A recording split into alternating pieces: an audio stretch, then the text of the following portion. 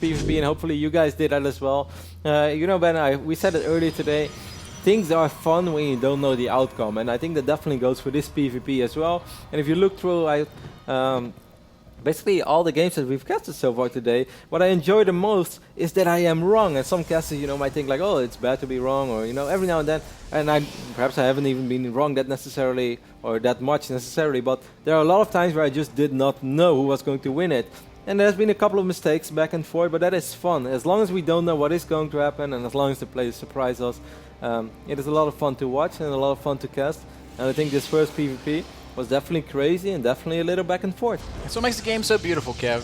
The fact that you don't always know what's going to happen. It's not as simple as sitting down and saying, oh, well, he's reached that critical mass where he can't lose anymore. So, you know, every now and then I remember this one time cast that we had in the ESL studio. And we casted a kind of a very, very small online cup. I forgot what it was. Did you go for SC2 or something? Yeah, like maybe on a Wednesday. Like it was really small. But I remember that it was like the first time ever. There was like a mothership, carriers, void race, and you just said, "All right, it's impossible." And I got really annoyed. And if you talk about this, that was not even a discussion anymore. That was almost like a full-on fight on camera. I was so mad at you back then. I was like, "All right, man, then we can just quit casting. Is that what you want? We can just stop right now." Like, oh no, that's not what I mean. And then the vortex landed, and it was over. Yeah, but that still didn't prove your point. Oh, but it did. No, it didn't. As Kevin feels that rage building up inside him once again. That was the only time in life that I've been sincerely super pissed at you. At that point, I was really ready to step off the cast deck and walk away and just go to my boss and say, "This guy's a clown. I don't want to work with him anymore." It's the only time in life you ever reach that point, man.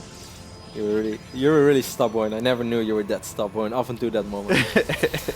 Either way, guys, here we go with game number 2 between these two excellent Protoss players. Liquid Hero is our Korean Protoss, spawning in the right bottom side of Belshire Vestige. And he is going to go up against Invictus Gaming Jim. You could say, you know, perhaps the man with the biggest storyline in Season 2 of WCS against our champion of Season 1.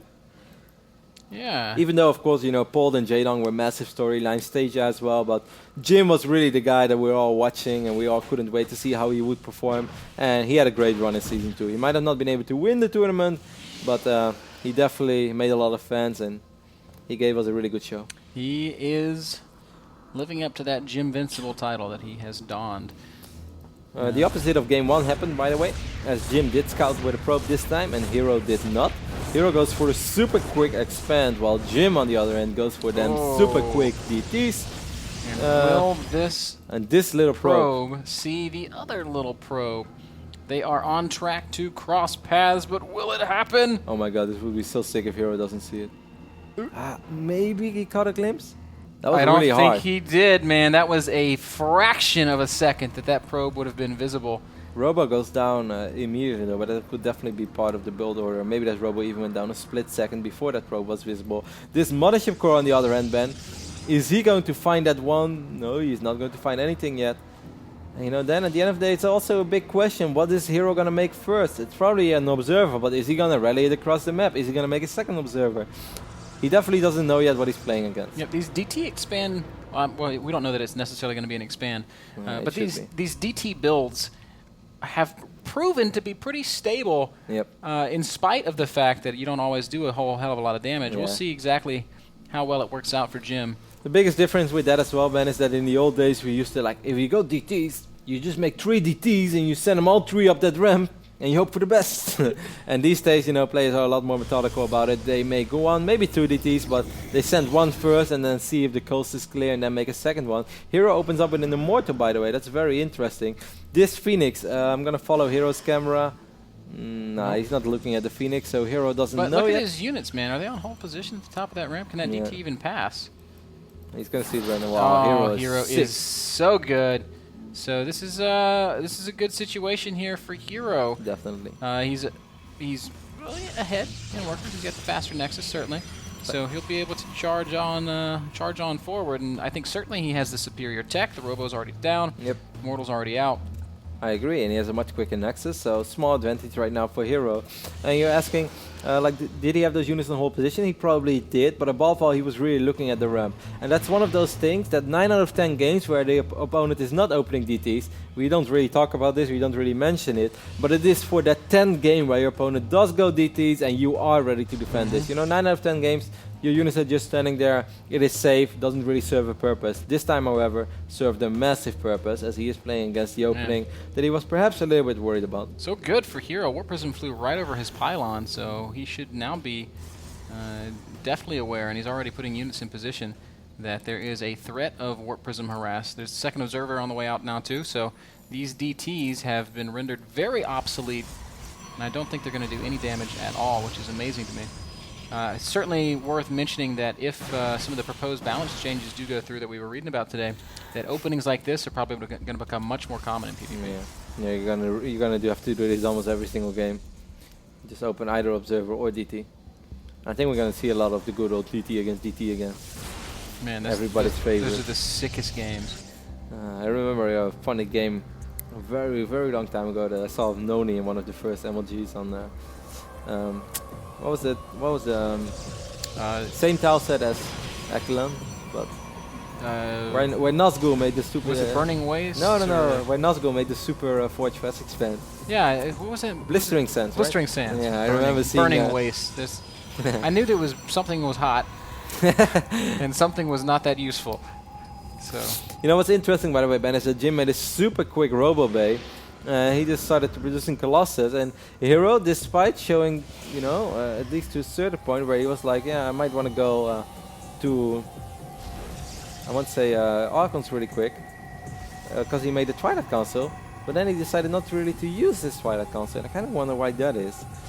He's of course going to be able to use the Research +2, so it won't be useless forever, but kind of interesting. So this means that right now both players are going, okay, well, he's just dropped the Dark Shrine. But he knows that his opponent has a robotics facility, as far as I know. So this is Hero gambling a little bit. Well, I mean, even with detection out on the map, DTs are always viable units. As we see a little bit of a harassment coming here from Hero.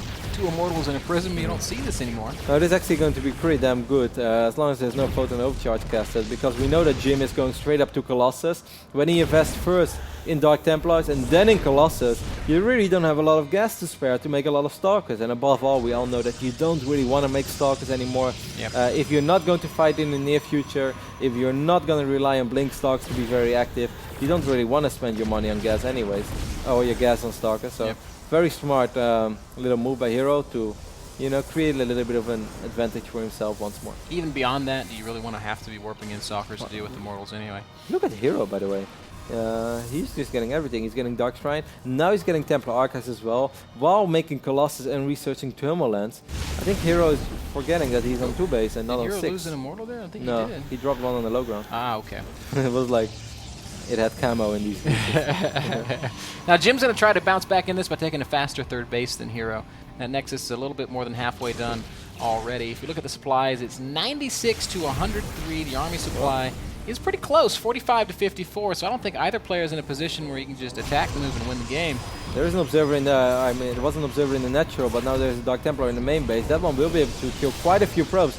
Jim decides not to pull probes, by the way. He lost quite a few over here. Luckily for him, he did kill that DT. 11 workers killed. Here in the natural. Now there's a DT in the 3rd. No, that's a hallucinated Phoenix. You know, that was okay for Hero, but I wouldn't go as far as calling that great. He's even in workers right now, but he invested, of course, 2 Dark Templars in that, but he's behind in his 3rd base timing. I kind of like where Jim is right now. Upgrades, they're pretty damn even. Charge is even a little bit ahead for Jim. Yeah. I really kind of wonder how this all came together, and I think that Hero just kind of overdid it in a certain phase in this game where he just made a little bit too much of everything.